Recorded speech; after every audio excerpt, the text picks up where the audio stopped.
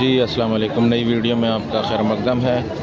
حرم شریف کے آس پاس آپ کو متعدد مقامات پر بے شمار خوبصورت کبوتر دکھائی دیں گے، بلکہ ان کے غول دکھائی دیں گے۔ تو ان کبوتروں کو دانہ ڈالا جاتا ہے جو کہ باعث ثواب ہے، اور یہاں پہ جیسے آپ دیکھ رہے ہیں یہ دانہ فروخت کیا جا رہا ہے، تو آپ ان سے خرید کے ڈال سکتے ہیں، اور آپ چاہیں تو اپنے ساتھ پاکستان سے بھی لا سکتے ہیں، کیونکہ یہ 10 ریال کا کم سے کم دیتے ہیں، اور پاکستان سے اگر آپ 10 ریال کا لائیں تو ٹھیک ٹھاک مقدار میں آپ کو مل جائے گا، اور یہاں پہ لا کے ان کو آپ ڈال سکتے ہیں۔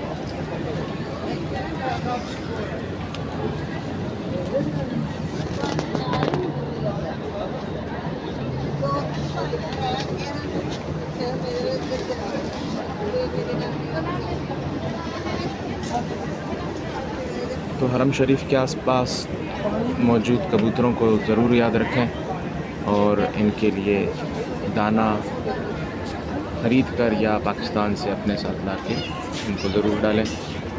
آپ کی